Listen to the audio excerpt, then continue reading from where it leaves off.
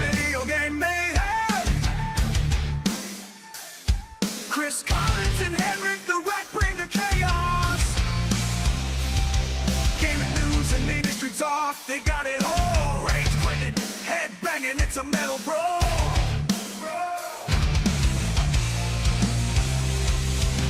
Mental meltdown, gaming in flames.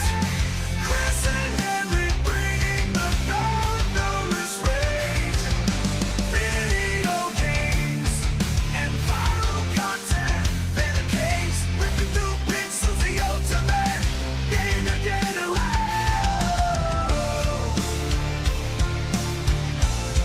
The ultimate.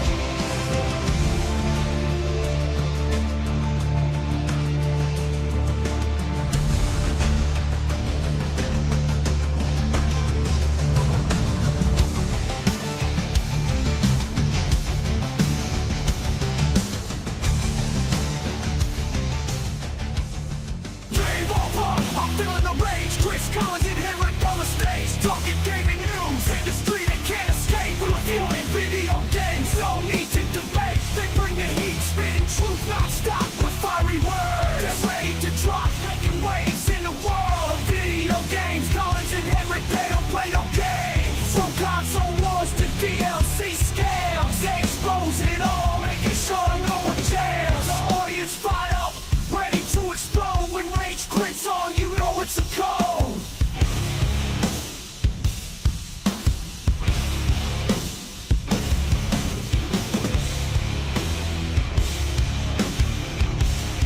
You know it's a code.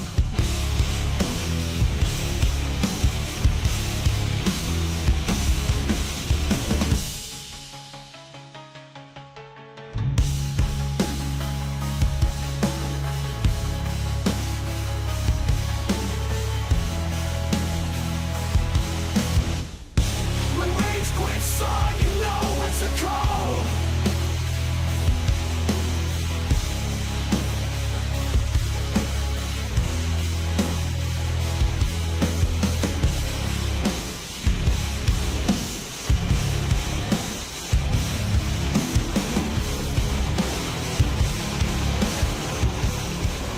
Rage quit.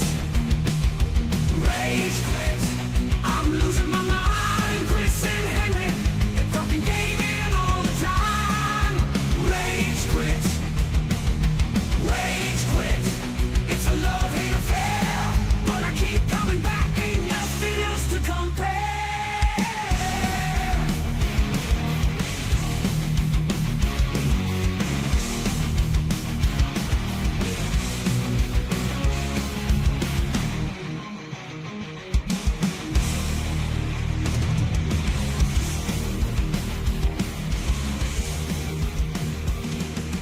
Rage quit. It's a love-hate affair.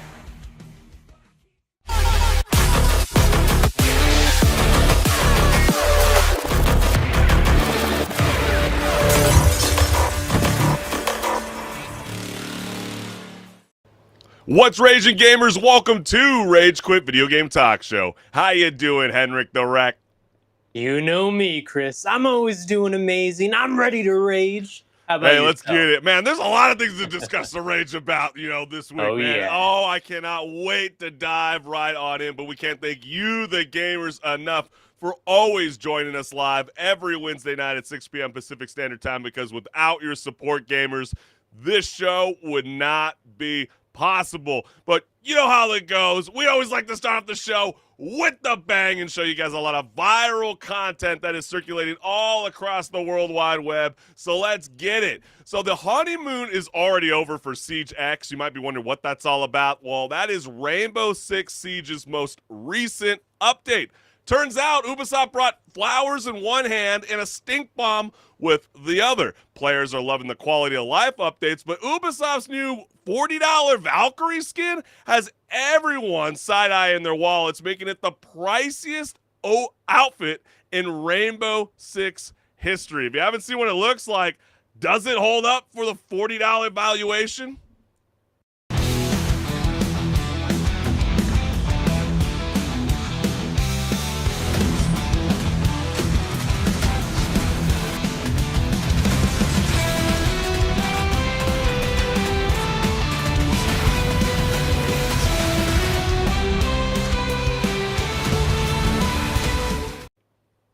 Yeah, that's cool, but $40 cool.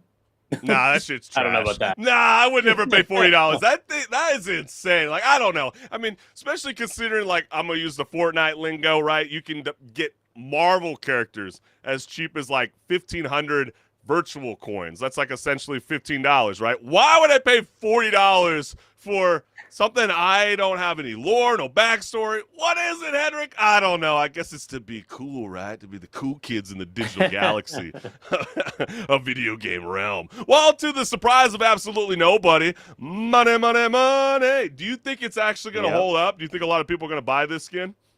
You know, enough people will buy it that they'll probably do another skin at this price point. That's just how this thing goes, right? Yeah, isn't that wild? I mean, Ubisoft doing something comedically greedy. Wait, didn't Overwatch do this exact thing?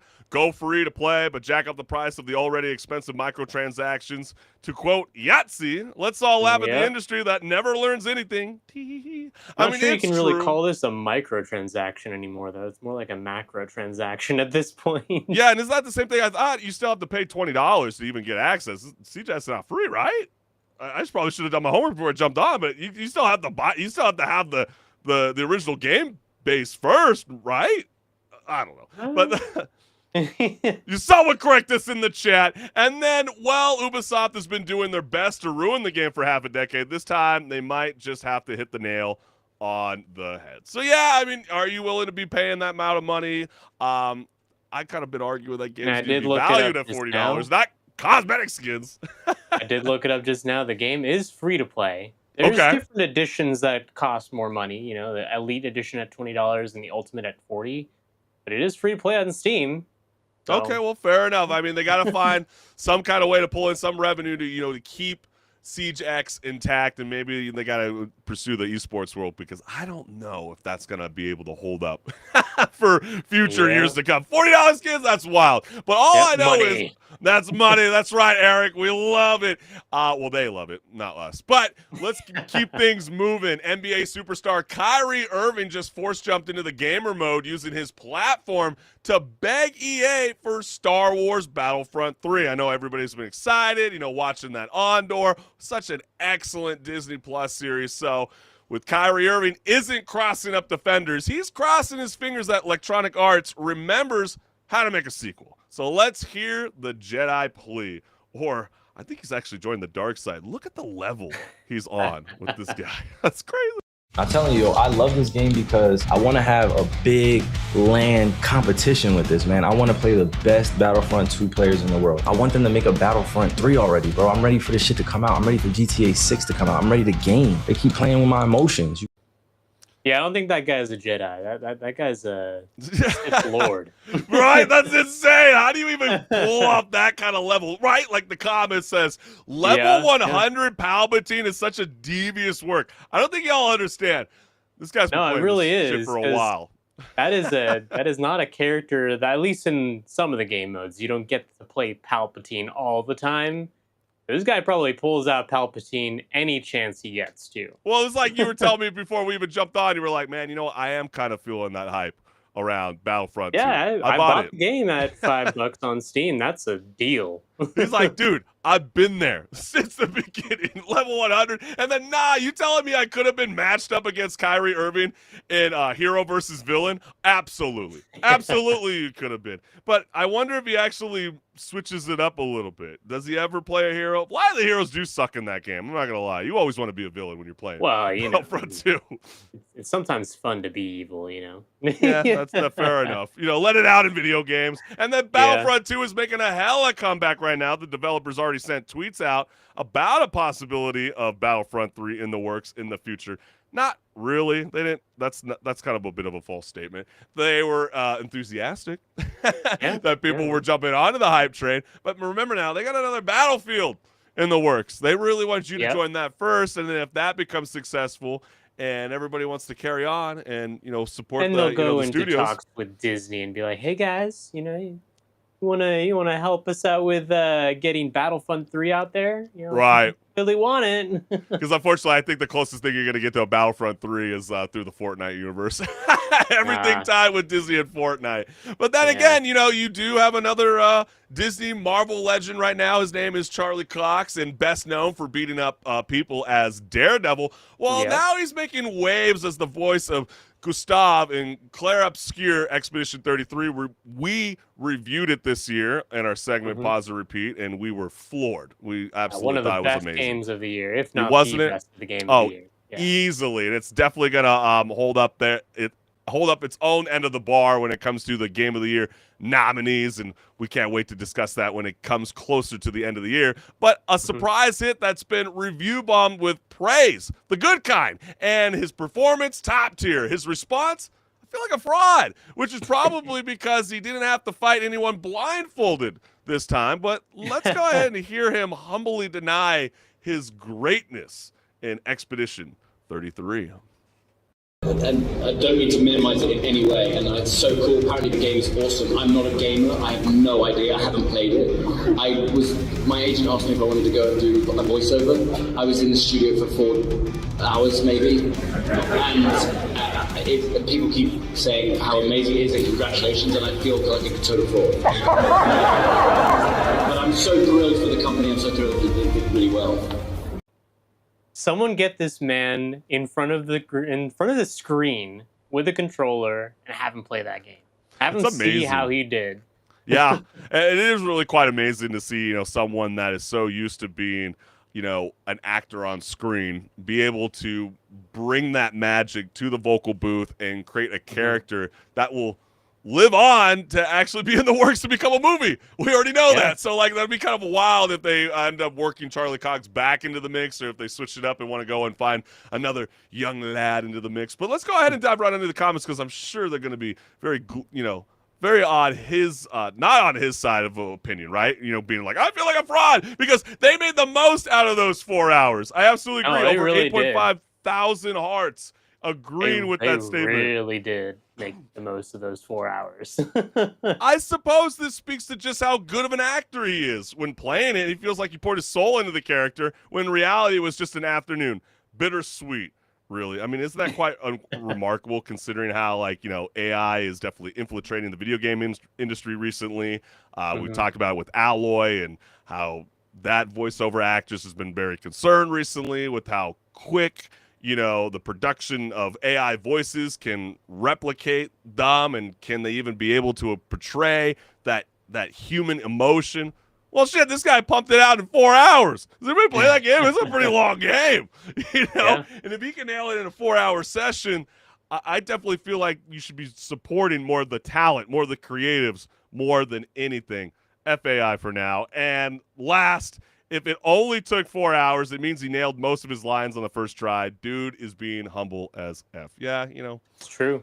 Yeah. Definitely an incredible thing. But hey, this is Rage Quit Video Game Talk Show after all. We can't thank you, the gamers, for always tuning in live every Wednesday night at 6 p.m. Pacific Standard Time, because without your support, gamers, this show would not be possible. And we just want to take a moment for anybody that's not subscribed to our YouTube channels. This is my QR code. Like, share, subscribe, hit the notification bell so you never miss a live show. And you should know the drill by now. This is my YouTube channel's QR code. So go ahead and give that one a scan. Go check it out. There's tons of awesome content just waiting to be watched. So go check it out. Leave some comments. I'm waiting. I'm watching. I'll respond to them. That's right. And we already can see the chat is already moving along. We are currently live on Meta, YouTube, and Twitch. So wherever you're joining along for the party that we call Rage Quit, join along. We want to hear the noise, because your opinions matter. But HenricK the Wreck, are you ready to rock and roll, my friend? Because we got so much to discuss here on Rage Quit. Yeah, go hide in your corners and, do do a little sneaking around because we don't want to get stuffed in animatronics at this point. Well, I know the Mimic can we be might like that be. sometimes. We might be. Let's get it.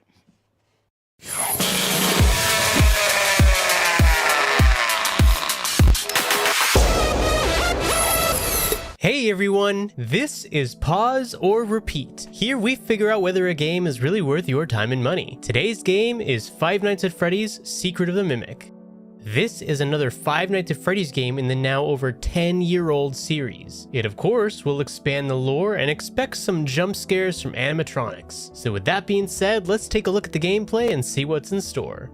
The gameplay of Secret of the Mimic is similar to the previous title, Security Breach, in that you are not stuck in one room like the originals. Instead, you are tasked with going through a factory filled with animatronics. The catch? There is a rampaging, murderous endoskeleton roaming about that can take the form of any animatronic in the building. The goal of this, of course, is to keep you on edge, always wondering which one will come alive and chase after you. Expect to be sneaking around them while doing puzzles or finding access to the way forward. There's also plenty of jump scare potential in the game, and even some moments where you will have to think on your feet and run away as you're being chased. So pretty standard affair for a survival horror game where you don't have any weapons to fight back with. But how is the story? After all, Five Nights at Freddy's has historically had some deep lore behind it.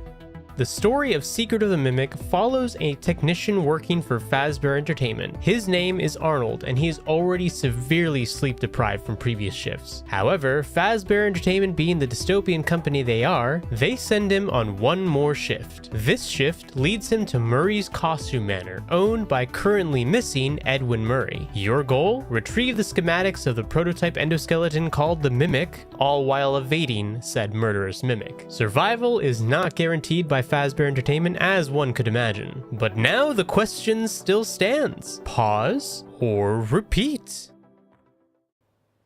All right, Chris, I know you're such a huge Five Nights at Freddy's fan after that movie, but did this game entice you at all when you heard about the premise?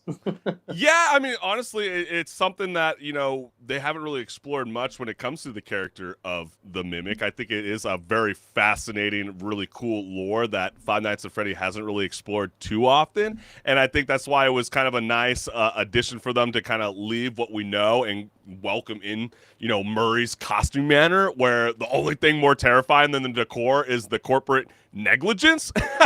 Because in Five Nights at Freddy's Secret of the Mimic, you play as an overworked Fazbear lackey sent to retrieve a top secret tech from an abandoned facility. It's a really cool premise compared to, you know, Security Breach, very, you know, bright neon. Now this like really nitty gritty, something that I feel like Five Nights at Freddy's kind of been missing for a little bit. And of course, when things go wrong, when you mix in a rogue AI and hundreds of mascot suits and a flashlight that probably runs on a AA battery from the 1990s, yeah, you think you might have something with this game. But what was the overall feeling that you got when you first jumped into this game, HenricK? Well, just a side note about that corporate negligence. It's so funny, the conversations you have with dispatch.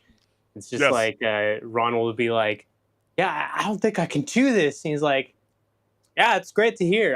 Could you go do this thing? And just could you just move along and make it a little bit faster? Yeah. But yeah, it is pretty standard survival horror.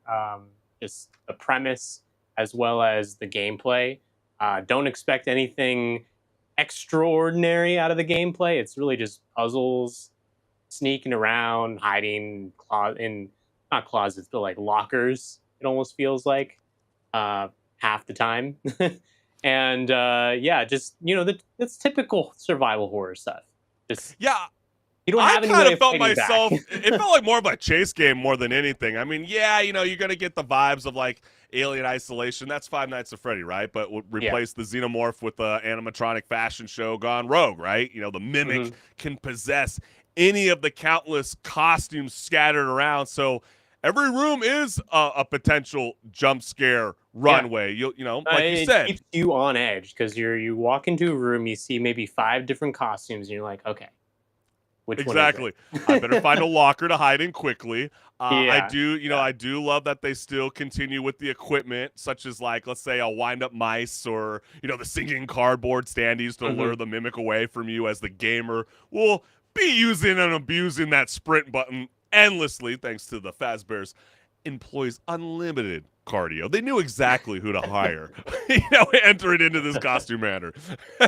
Yeah, and you do get to see a lot of different places inside the building. It's not like you're really stuck in one floor or anything. You basically, I would say, explore the entire building and a little bit more But isn't even. that what's kind of great about the Five Nights at Freddy, though, HenricK, where like they still kind of continue with the same trend from previous games where you really got to explore to find out what the hell you got to do next. Right? They're not really gonna, hand things to you, and I think that's what helps this game, to keep you want to drive, because there's a few times through this playthrough I wanted to tap out because I just felt like it was lacking something. I sometimes I feel like I'm losing the words on what it was. What is it that the Secret of Mimic was missing for me? I've heard the outside noise. I've been seeing it recently. Some people felt like it was such a short game for a $40 game. Some people felt like maybe this was geared towards virtual reality, because I don't know. I didn't feel myself hiding so much. I found myself glitching out a few times, just like lurking in a corner, and the Mimic would not even recognize me at all. And like those kind of glitches just made me feel like, oh, this was still. Yeah, like this was totally geared for virtual reality, because they made you definitely want to like turn your head and go, oh shit, it's right there. But then like there are moments too where you can actually see the Mimic before it even scares you, compared to like other games I played with the Five Nights at Freddy. You have no idea it's even around that corner. And something about that's right. And something about this Five Nights at Freddy's kind of missing that fear factor in a sense. I don't know. Did you get that kind of same vibe? I felt the gameplay was actually a little lacking. I felt like they didn't innovate where they could have, based on the fact that the premise is something that just keeps you on edge all the time. And the only thing they really do about that is, like we've said, the fact that you walk into a room and you don't know which thing is the Mimic.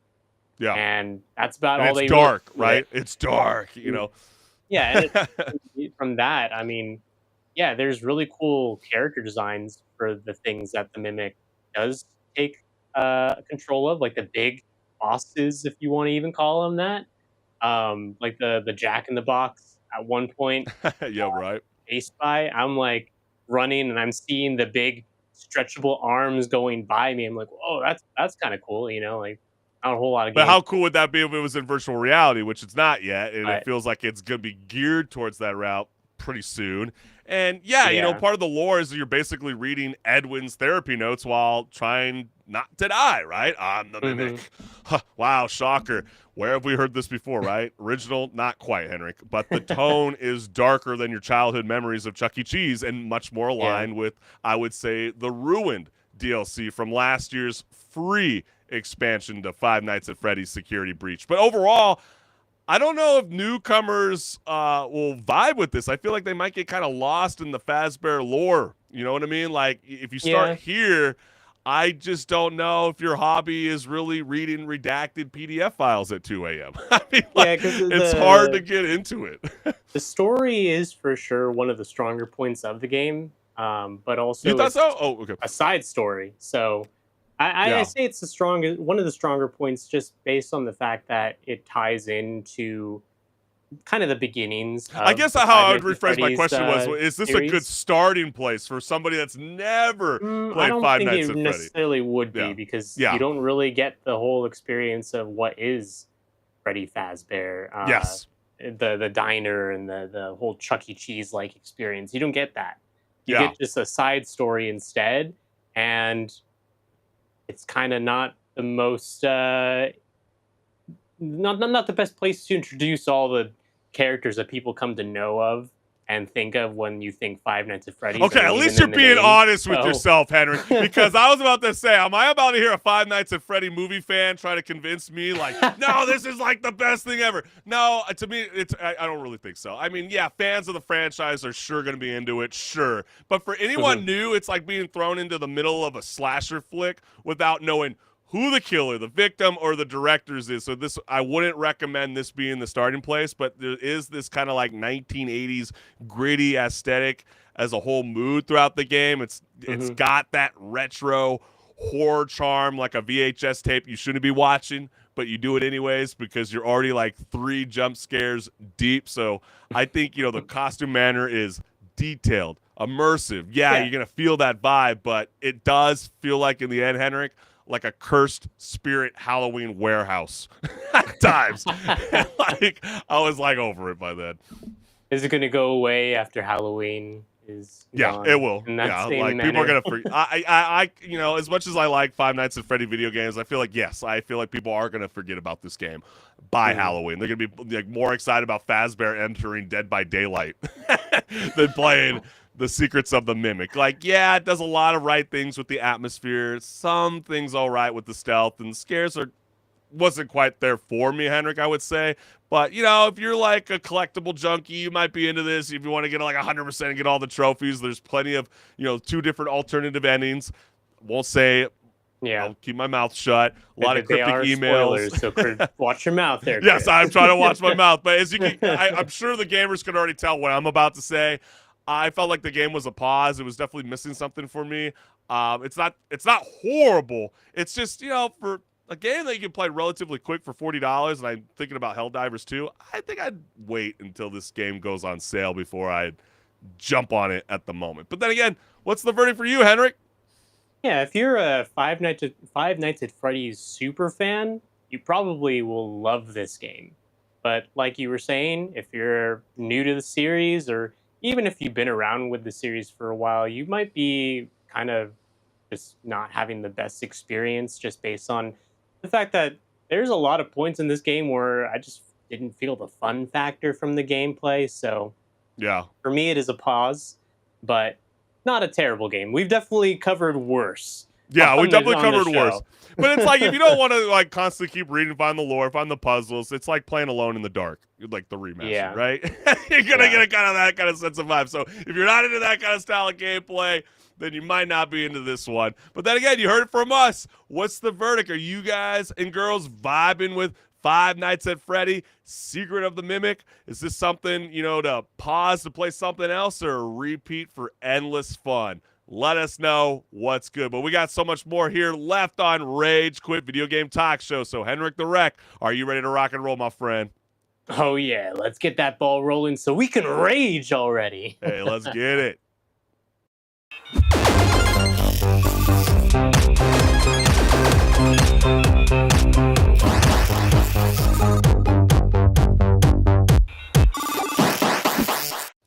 What's good, listeners? Welcome to Patch Notes, where my co-host HenricK the Wreck and I discuss gaming news, industry talk, and so much more. Let's get it. So, Dutch PlayStation gamers have officially hit Rage Quit, filing a class action lawsuit against Sony over what they're calling the Sony tax. According to the real quick, Yes. isn't that a thing with like all the big publishers? Maybe not Xbox, but like I've heard the same thing said about the Nintendo tax.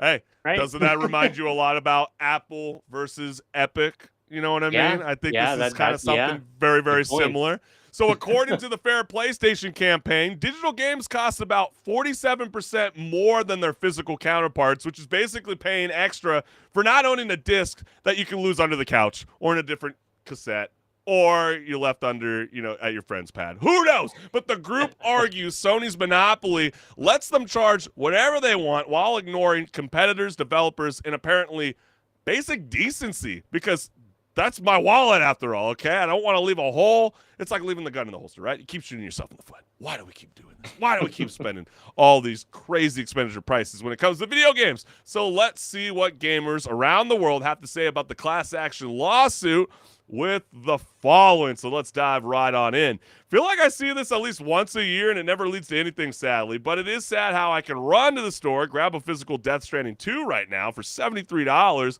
while the cheapest digital version is $94 in Sweden. We don't necessarily get that problem here in the United States, but Sweden, what? And yet Yeah. you'll have people in this subreddit thinking that it's okay that the physical is being phased out when it will just lead to a Sony marketplace monopoly. That's kind of crazy that it's not universal pricing around the world to this day still. Yeah, and I How's that get making why sense? you can't have universal pricing in some countries. Like, if it's in a country that the price of living is much lower and the amount of wages that people get are lower, if you're going to charge someone the same price as, in that country, the same price as someone who's in the United States, that game is very expensive at that point. But in a country like Sweden, that sounds a little odd, right? Except for the fact when you think of, hey, actually they pay a lot in taxes. Well, I think this is becoming the whole Apple versus Epic situation as much as they're going after them for the Sony tax. I mean, think about why they want more storefronts to be showing up on consoles, because it's already starting to show up on your flat screens, your PCs, your tablets, and with more storefronts that could potentially show up on the consoles with, let's say, keep it to this point, Sony, right? PS5. If we have more storefronts, that would warrant the opportunity for more games to potentially have discounts, because Sony wouldn't be able to dictate the price. I think that's what the Dutch gamers are trying to get at. Yeah, but let's see how more of the competition beats out anti-consumer things like that, like overcharging people. Right. I mean, it's like I read before I jumped on. Everybody was all upset that Humble Games is raising their subscription prices to $15 a month now. That's why people want more options to be able to explore and get different games, not just being tied to the Sony marketplace. But then you get comments like this. This will literally go nowhere because the lawyers have no idea how the store works. The publishers have 100% control over the prices set, not Sony. That's like suing GameStop because they're selling a game at the RRP of the publisher rather than discounting it and reducing their profit. Sure, Sony has a 30% commission on each sale, so they're claiming that's why the publishers have a higher price, but physical copies usually get sold to stores for 50% or lower retail price, so the store can make a profit. Companies make more money with digital sales than physical, so they could reduce the digital price, as some do over time, but in most cases, the profits from digital are to offset the lower profits from physicals. I can't believe you're even defending this, my guy. I think the whole point is, it's like, why is it $80 for digital and then $90 for physical when it comes to Nintendo's case? Like, if we're not buying the actual disc, if we're not buying the actual, booklet that holds the game card or the game key card, you know what I mean? Like, you would just assume that there is less, development and production costs on their end to be able to bring the game on a digital front. I think that's what they're trying to say. Like, why is it only a $10 discount? Should it be a lot cheaper? We're paying more. Sometimes it's been matched for physical. Especially because that was part of why people in these big studios, executives mostly, were saying, yeah, we have to charge higher on games. We have to charge $70, $80 because we're doing physical releases, and that costs money to make these discs and go release them in stores. Well, if you're not doing that, why do the prices keep going up? And sometimes more money on the digital storefront. That just makes no sense, right? That's why people are calling the Sony tax. Like, why are we having to carry the burden? There was no tariff war. You guys have been doing this for like the last decade. And for most PS games here in the Netherlands, I usually end up ordering a physical copy from Bol.com or Coolblue, because they tend to be a lot cheaper. Most newish games in the PS Store go from anywhere between €69.99 to €89.99 for a digital video game. No clue why I can get a physical copy for the same game ranging from €49.99 to €59.99. Seems to me that a physical copy plus shipping should be more expensive than a digital video game. Exactly. That totally makes sense. It's like, if I'm going the digital route and you guys want to claim, quote unquote, that you still own the license, right? It's that whole debate about, why is Nintendo going to brick my console if I somehow want to mod your games in the future, right? Like, once I buy it, once I go through the cashier and I give you my dollar bills, I can do whatever the hell I want with my console. Maybe you can make a different argument when it comes to digital. Because I spend my money and I should be able to do whatever the heck I want with it at that point. Yeah. And that's why I feel like if they wanted to do like a little better protections under digital video game license, sure, fine, but it shouldn't be costing the same amount for physical. Yeah. And I'm totally with these Dutch gamers, but let's keep it moving. Alleged? Right. It's the same in Canada. The currency differential is not accurate at all. They're adding like an extra $10 on top of the difference. And yeah, no shit, Australia is now in the $120 territory and $160 for deluxe, whatever with the new release of AAA video games. Like, that's like, to me, I don't quite understand that. I mean, I would more understand this if it was like, hey, you understand that like physical media is going away, HenricK, like it's going to be a little bit harder to get Claire Obscure Expedition 33 because remember, they sold it for $50. It sold out super, super fast. They had to make a whole new production run to make more physical copies. You would assume, okay, maybe if it's harder to get in Australia, you're going to pay a little bit extra. But for digital? Come on, Sony. Like that don't make no sense. And like I'm totally with this class action lawsuit if that's what they're trying to go after and, you know, potentially bring more storefronts to the consoles. But let's keep it moving. The first legal hearing is scheduled for later in 2025. Ultimately, the Consumer Action Group hopes that the Dutch court will uphold their claims and force Sony to open the sale of digital PlayStation content for other providers. Okay, either this is incredibly badly worded or they asking for something that doesn't make any sense. Digital PlayStation content will only be Sony stuff, and they are not going to be selling it any cheaper to other providers for those other providers to then be able to offer them cheaper. But if it is a similar suit to what Epic did with Apple, then Sony would have to allow other providers to offer non-Sony, non-PlayStation content on their store, which would then force Sony to lower prices or at least compete on price because the customers would be able to choose between the expensive Sony stuff and cheaper, quote-unquote, others stuff. So, yeah, I mean, maybe there might be some kind of move. Maybe with a little bit more pressure, more storefronts. Will it create that? Or will it just become this, like, crazy monopoly that we're seeing with, you know, TV streaming services, right? Cut the cord. Now we're all this already happens so with Steam versus Epic Games Launcher and all the other launchers, like the EA app, all that. If Steam has an amazing deal, most likely the other storefronts are going to do the same deal because if they don't, people are just not going to buy them on that storefront. And and you start to build trust, right? Yeah, and conversely, if the other storefronts have an amazing deal, maybe Steam doesn't necessarily have to because they're the bigger one in this case, but they might be more willing to put out the same sort of deal to get people in their storefront as well. Yeah, I'm totally with you on that one, HenricK. And the last comment that we got here is, okay, so if digital games are 47% more expensive than physical games, then why are you, as a consumer, buying digital games? Why not just buy the physical game and save money? Because PlayStation 5 Pro has no Blu-ray drive. That's pretty funny. Burn! Shots fired at Sony. So, yeah, I mean, there's some people that just feel like it just doesn't add up in the end. So, HenricK, is Sony finally about to get nerfed in court, or will this lawsuit just end up like a DLC in the long list of things that gamers argue about on Reddit with no real patch notes for the industry? Well, if it actually goes somewhere, maybe it will light that fire under Sony's behind to make them realize, hey, actually, maybe we shouldn't do this because we're kind of prodding the cattle a little bit too much and us being the cattle. And eventually the bull comes out and gets really mad. Yeah. I don't know what analogy that was, but it was something. Well, what do you say about their argument in the Fair PlayStation campaign where they allege that Sony is making double the margin on its digital sales and is enjoying a position of a monopolistic with the 80% of the Dutch console market and maintains an artificial walls around its on-console store? Do you feel like that kind of holds up? Like double the amount? Like, I mean, if that's the case, if let's say $79.99 is like the new standard, they're basically saying digital games need to be charged at $40 flat moving forward. Yeah, I think people wouldn't complain about that.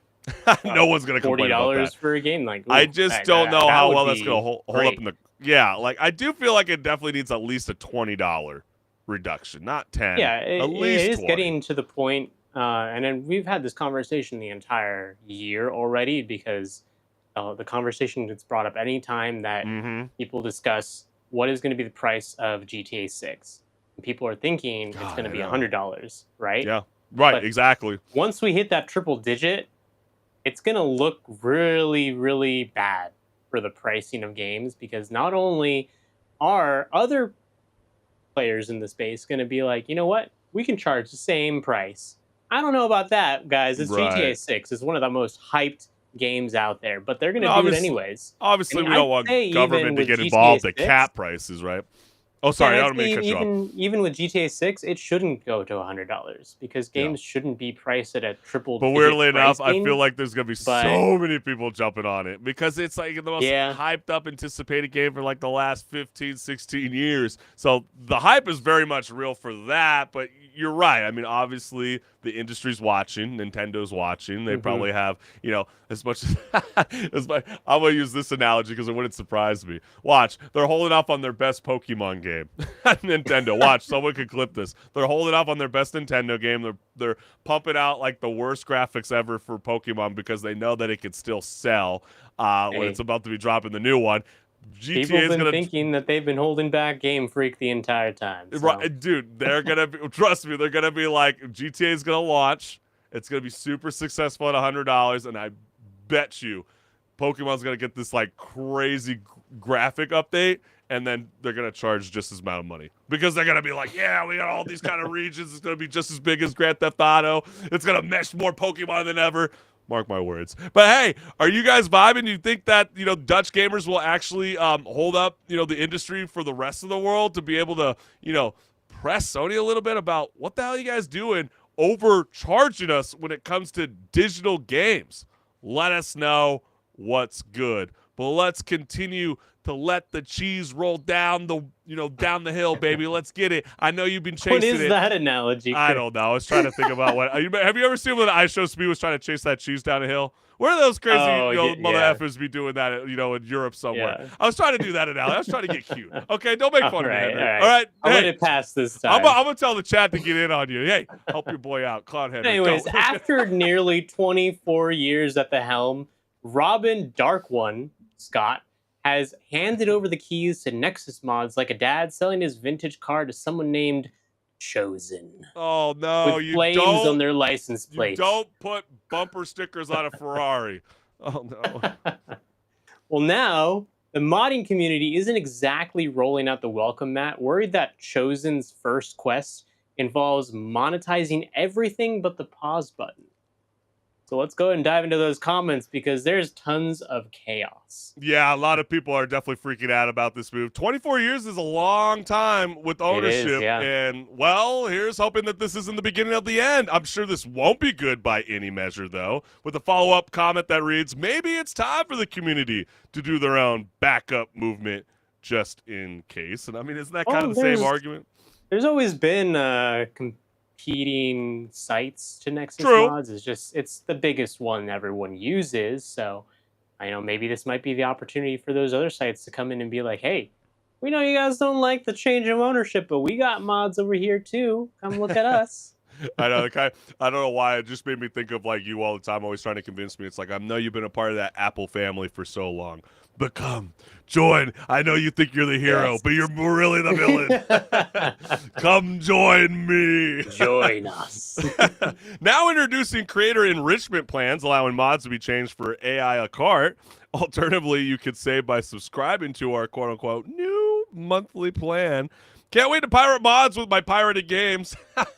Yeah, I mean, that's kind of what people are fearing a little bit in a sense. And then, damn, I wonder if those lifetime subscriptions are safe. Always regretted not getting one. And then one of my best purchases, I'll be pissed if it goes away. Well, it's like that long-standing joke, right? You ever seen that photo where the guy's like, yeah, I've locked in 100 years on my PlayStation Plus Premium. Like, nobody ever reads the fine print on the terms and condition. Sony can literally cancel that whole service, rename it something else, launch it with video games and movies in the same hub, and you're screwed. Yeah. All that could change tomorrow, and what is it now? Probably like 99 years is just gone. Yeah. That's why it really raises questions about this aggressive monetization. Will Nexus mods be joining along with that? Can the ads hold up on their websites to be able to pay for the website on a monthly basis? And then they're going to put popular mods behind a paywall, aren't they? And then, Pirate Nation's clearly saying probably. Do you feel like that's going to be the case? Because I know, I'm not crazy about mods. I know you love this. This is your field, HenricK. And I know you were kind of telling me there's a bit of throttling that takes place behind the scenes. Explain that to the gamer that has no idea what we're talking about. Well, they already have a membership on Nexus Mods where if you pay for this membership, then when you download mods, your download speeds don't get throttled. And that doesn't sound like a huge deal, but when you are downloading these very big graphical overhaul mods, especially like, for example, for a game like Cyberpunk 2077, some of those mods or mod packs can be like 20 gigs. Especially those, And the so, yeah. photorealistic ones. You know, Yeah, like yeah, where because really. think about it. You gotta download all these high resolution textures.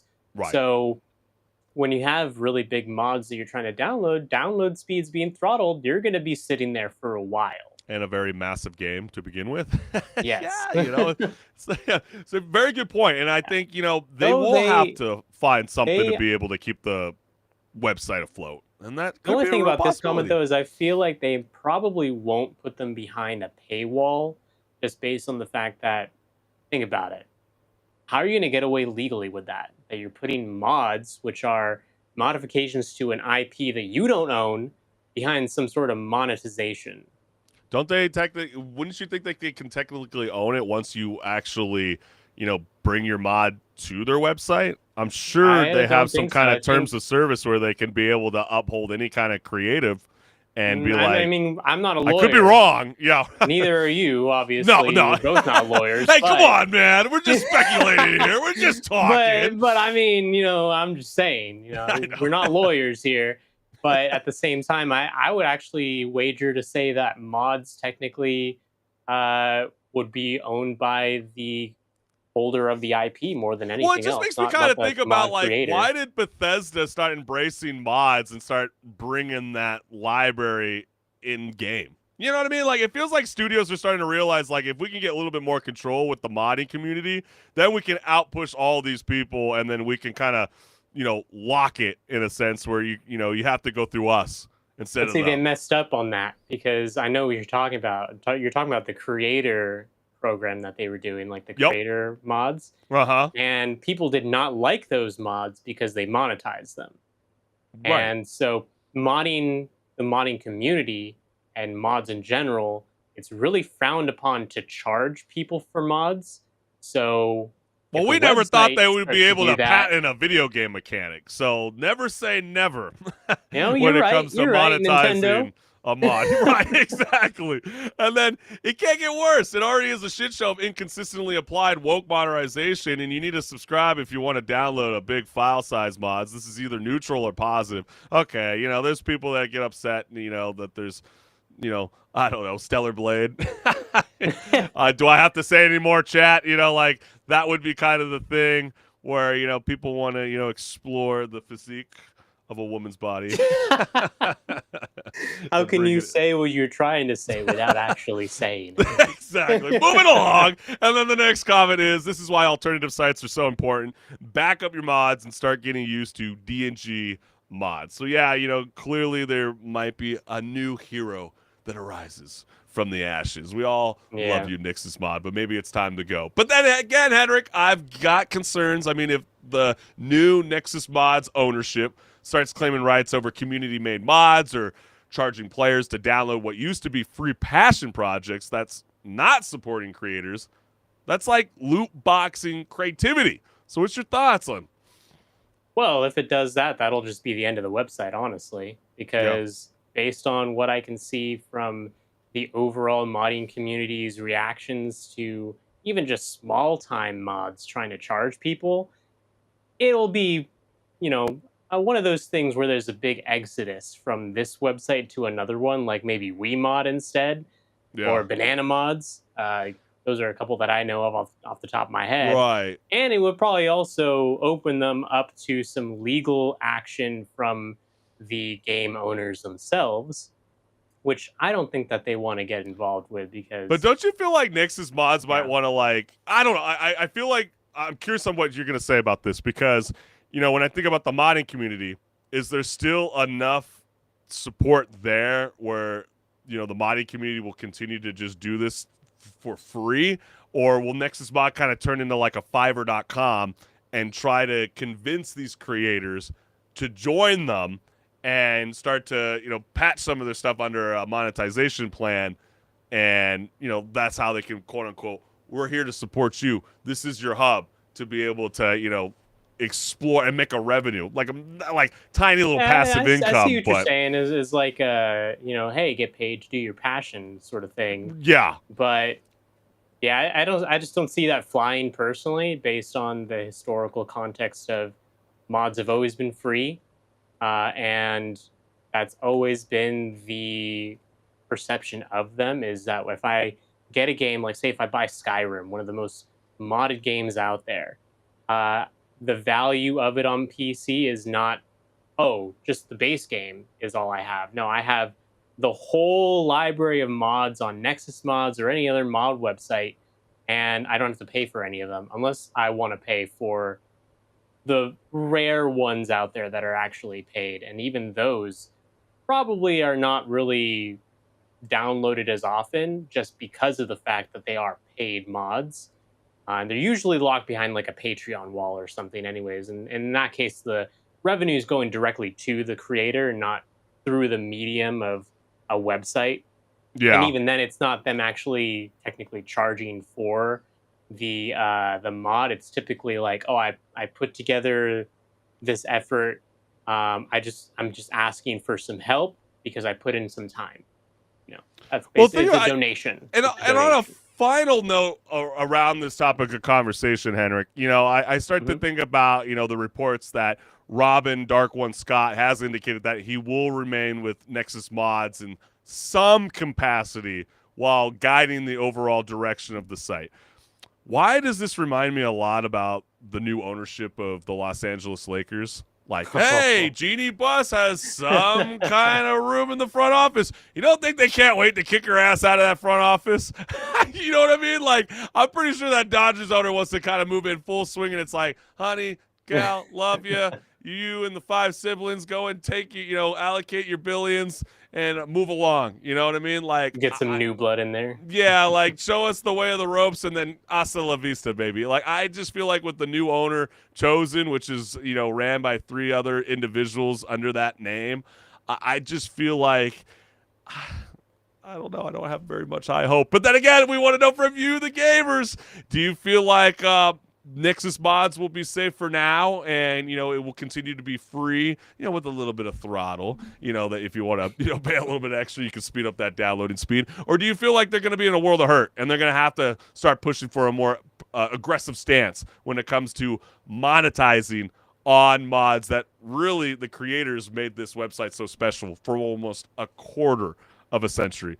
Let us know what's good. But hey, let's keep things moving because the Nintendo Switch just broke records. Obviously, we've been covering this for the last couple weeks, that they have shipped over 3.5 million units faster than Mario dodges banana peels. Yeah, I know, it's crazy. And despite the $80 price tag on Mario Kart World, making wallets cry, people are still buying it despite the price tag punching wallets in the face. But here's the twist. Early reports say that folks aren't exactly rushing to play third-party games on it, even though launch day featured big names like Cyberpunk 2077, Hogwarts Legacy, and Civilization 7. So it turns out gamers might be holding off on buying ports they already own, or maybe they're just too busy on trying to unlock a cosmetic for Waluigi in 4K. Who knows? But yeah, I know. So gamers around the world react to the news with the following. So let's go ahead and dive right on in. So the first comment that reads, all these years, old games are available elsewhere for massive discounts while they are sold as premium on Switch 2. Cyberpunk 2077 goes for $100 in Canadian currency on Switch 2. I got it earlier this year on Steam for $35 Canadian. Yeah, how does that really add up? You would, again, think that these games would not be charged at full price. Like, what were they thinking? Yeah, these ports, they're probably going to thrive more when they go on sale, if they go on sale, because Nintendo does not like putting things on sale, but these are not Nintendo games. And where were the third-party developers to not align their games to be a little bit closer with the launch? Or maybe Nintendo wasn't clear with their intention. Maybe they released the console earlier than they had told the rest of the the gaming community. Part of me feels like that, Henrik. No, or is this was it a smart move to just pump it out with the Mario Kart, knowing that they knew most of the focus would be revolving around that flagship game? Yeah, I mean, it's always a weird time frame, like at the very beginning of a console's life cycle, where it doesn't feel like there's a whole lot of value necessarily, because games haven't come out for it just yet. But I know they're definitely banking on the end of the year, like the holidays, where at least hopefully there'll be a bigger selection of Switch 2 games for people to choose from when they're buying the Switch 2 for their loved ones as gifts, or Mm-hmm. even just buying the games for someone who already has a Switch 2 by then. So Yeah, because we're I'm talking sure about that it'll ports come. that have been out for like a couple years by now, but there will be third-party games that will be dropping on the Nintendo Switch 2, and I guess the real test will be Borderlands 4. Will Borderlands 4 be a success? Obviously, we know Yeah. reports that Call of Duty has signed a 10-year agreement to be a part of the Nintendo world, and will gamers embrace that? We will soon have to find out, but it doesn't help that most of the games are older and run better on other hardware. I feel like the games have also been available everywhere else for years, and if you wanted it, most would have gotten it on sale by now. I understand why this might be successful, HenricK. You wanted Why to is use that? that joystick. You wanted to use that Nintendo mouse. You wanted to alternate your gameplay skills. You didn't want to be locked to the console grid. You didn't want to be locked to that controller. So you found that this is a nice alternative to switch my sense of gameplay when my hands start to hurt. Is that what was going on? You sure about that? Because I haven't bought a Switch 2 yet. I know, and you're like, I ain't playing on it anytime soon. And then Yeah. they didn't want to spend $70 on a shit version of an old game that regularly sells for $20 on Steam. Surprise, Pikachu face. But seriously, we buy Nintendo consoles for Nintendo games. That's it. So, like, every game is going to be valued at $80 or $50. And so, like, obviously Donkey Kong Bonanza is the next big game that everybody's, like, really looking forward to. But that's a first-party game. What will be that game that really excels or exceeds moving forward? We're going to soon have to find out. It's going to get really interesting. Maybe it might It'll be from probably software. Yeah, I was going to say probably from Software's Duskbloods. That'll be the game. Mm-hmm. That's definitely going to, yeah, that's a good point. That's what happens when you're free thinking. You start thinking of those kind of style of games. But then also, when your games are available elsewhere, people won't double dip unless you offer something exclusive on Switch 2 or similar. Yeah, I think that's a good point. There's not really much of a draw to kind of pull you in. And a follow-up comment that reads exactly like, while it is a technical feat that Cyberpunk is running on mobile hardware, why should I get a copy when I already have it on the PC? I got a Switch 2 primarily for the exclusives coming. If there is a game coming out that is going to be available on PC, but will run decent on Switch 2, then maybe I'll pick it up like the upcoming Tony Hawk Pro Skater 3 and 4, which is kind of funny that they're saying that because the first time I played Tony Hawk Pro Skater 4 was on the Nintendo 64. And now we're considering that a third-party game, chat.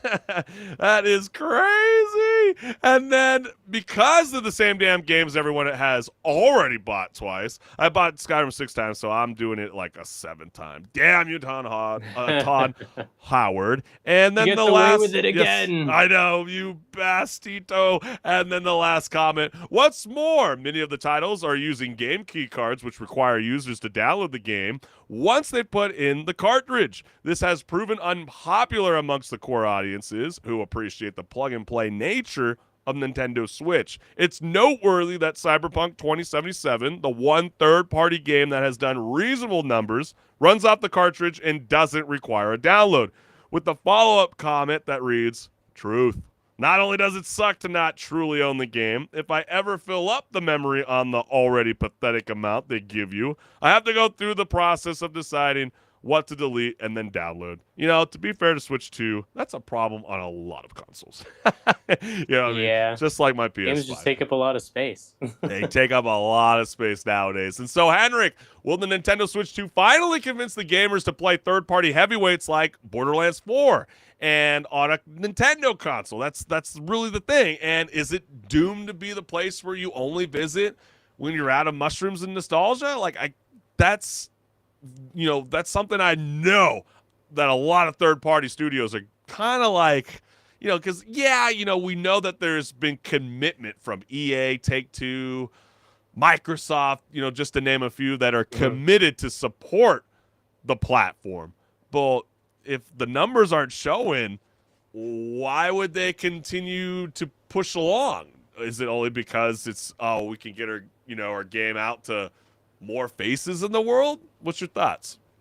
Yeah, that's always the interesting conversation when it comes to the Nintendo consoles, because I'm not someone who typically would want to, for example, play a big AAA game like Borderlands 4 on a Nintendo Switch when I could easily play that on my computer, which I know is going to be a better experience just inherently based off the hardware. And I'm sure you could say the same thing about a Nintendo Switch versus a PlayStation 5, let alone even a PlayStation 5 Pro. The same game is going to look better on those just based inherently on the fact that it's a more powerful console than the Switch 2 is.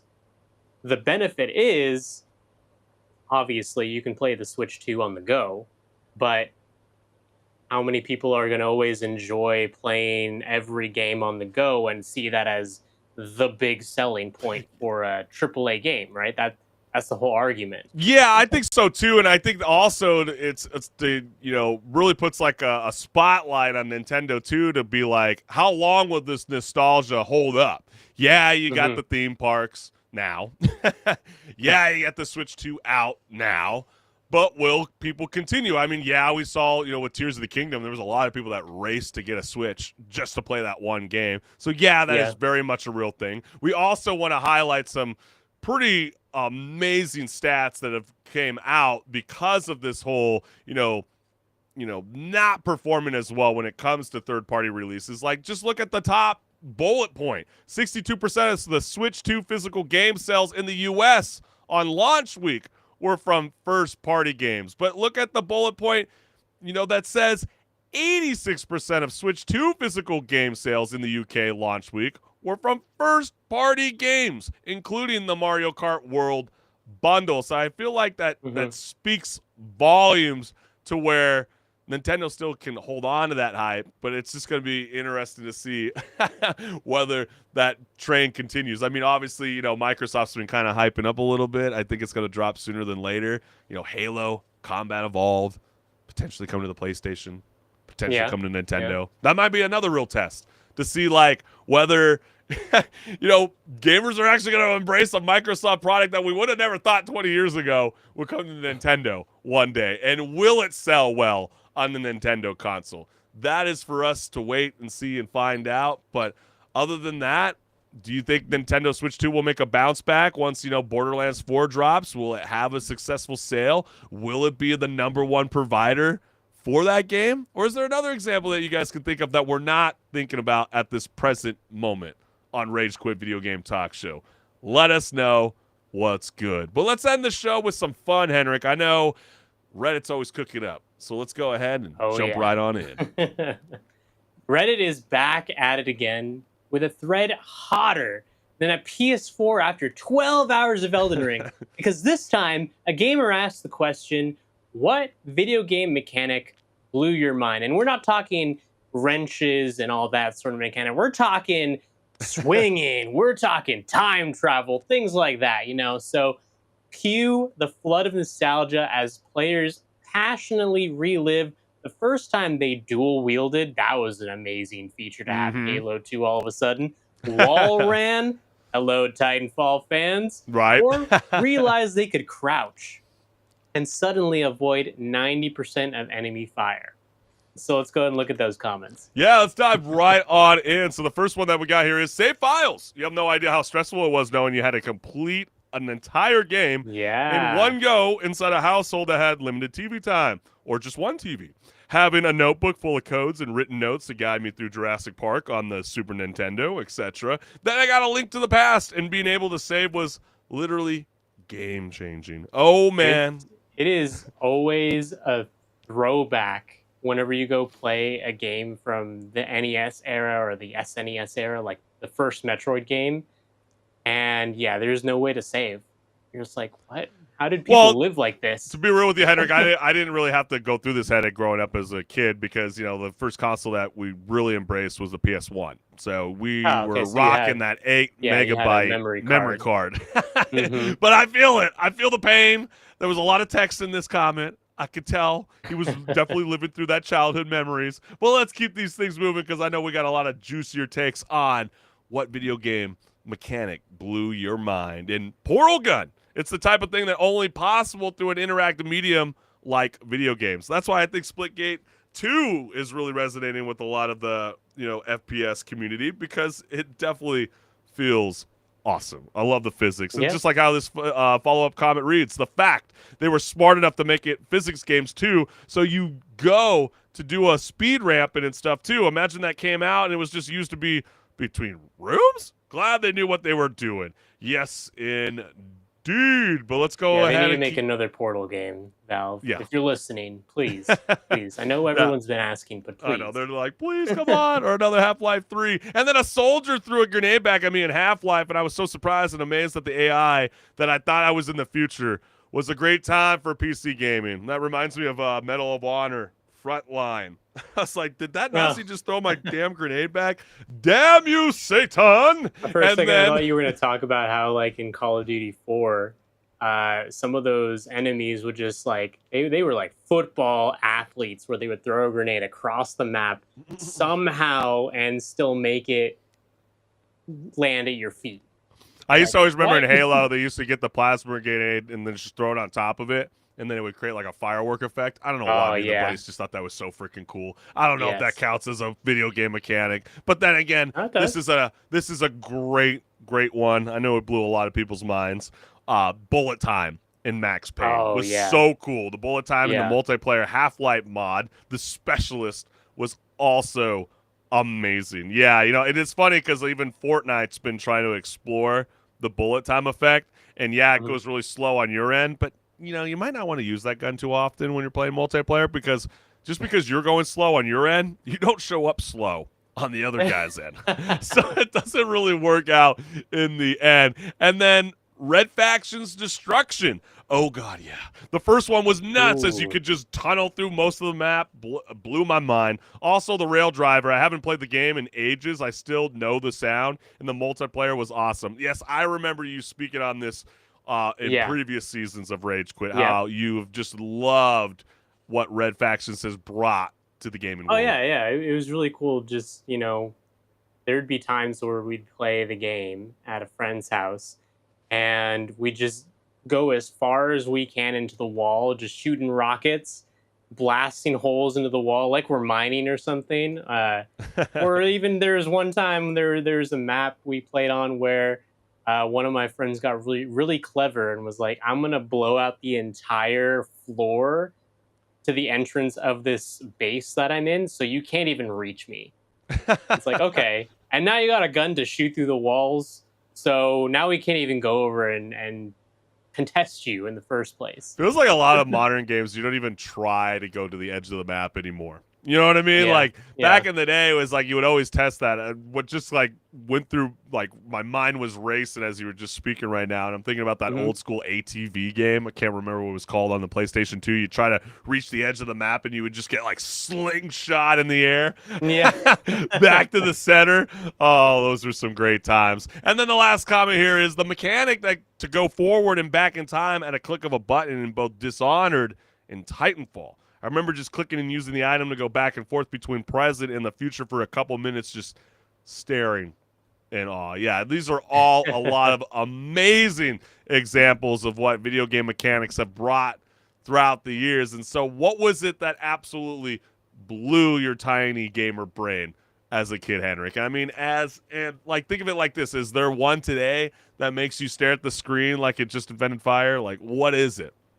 You know, there's plenty of great answers for this. Like that last comment, the whole Titanfall thing, where you're flipping between the past and the present. Like that is an amazing mission. If you guys have not played Titanfall 2, you have to, because that game is amazing. But I'm going to say for this one, something that's very subtle, and it's the fact that in a game like Bayonetta, in between loading, when you're in that loading screen, rather than just looking at a screen with a logo and maybe some text, what they did is they made it so that it's a whole training ground. So you can go in there in between loading, which, loading's Kind of not like that Assassin's bad Creed. now, but Remember Assassin's Creed was doing that? You were like still running Yeah. in the Animus. yeah, and loading's not that bad nowadays, depending on what system you're Have on. you seen how obviously, fast the but new Death Stranding 2 is supposed to load up? It's like, yeah, I was like, holy instant cow. basically. Yeah. But back when Bayonetta came out, it would sometimes take like 30 seconds to load things. So you could spend that 30 seconds testing out combos or just messing around. There's something to do while you're just having the dead air in between moments, and that was just really cool because Yeah. that was one of the first games I remember doing that. And I'm sure the other games did it first, but it's one of the first that I remember actually playing. Yeah, part of me just goes, we need to support faster loading screens instead of worrying about frames per second. Hot take. But you know what? A video game mechanic that just always blew my mind, it's too bad it's being patented by Warner Brothers Games. That's the Nemesis system in Shadow of Mordor. That absolutely melted my brain. I mean, the fact that rival enemies are remembering you, climbing ranks, and also talking smack at the same time, I thought that was completely genius of them, and it makes me think it's unfortunate because you got Borderlands 4 coming out. Wouldn't the Nemesis system be so badass in Borderlands 4? I mean, that would be really cool. Pure mayhem. It's just too bad. You shoot Warner a guy Brothers in the head, he somehow comes back to life later in a couple missions. Yeah, like 2 missions later, or he's like Yeah. stalks you as you leave to go to a different region. That shit would be so freaking cool, but too bad Warner Brothers locked it up like it's like the Art of the Covenant. Until 2036, people, we will never see the Nemesis system. So if you don't know what the hell I'm talking about, you have to play Lord of the Ring, Shadow of the Mordor. I know. Still a great game. Still holds up to this day. But yeah, Nemesis system ain't coming anytime soon until 2036. So, like, again, who patents spite? Like, that's crazy, dog. And so, again, what is that game? That video game mechanic that absolutely blew your mind. I know another one that, like, I can think of on the top of my head, HenricK, was Ghost of Tsushima. Very open UI, not the awkward, yellow line. Just follow the wind, baby. That was a really cool, most recent one. But is there anything else that you guys can think about? Like blowing out the tires in a GTA game or not? Like in Mind's Eye. No, I'm just kidding. No more slander for them. Let us know what's good. But we can't thank everyone for tuning in to Rage Quit. Make sure to subscribe and hit the notification bell so you never miss a live show. This is the beautiful QR code that will send you to my YouTube channel. Wow, that guy's got some very yellow hair. I like it. I like it a lot. And you see that beautiful, glorious QR code. Bask in its glory, and then scan it right afterwards because it goes to my YouTube channel where there's tons of awesome content of all different genres just waiting to be watched. So go leave some comments so I can respond to you guys. Hell yeah. We will see you all next week at 6 p.m. Pacific Standard Time, live every Wednesday night for Rage Quit Video Game Talk Show. See you soon, fam. All right, Peace. see ya.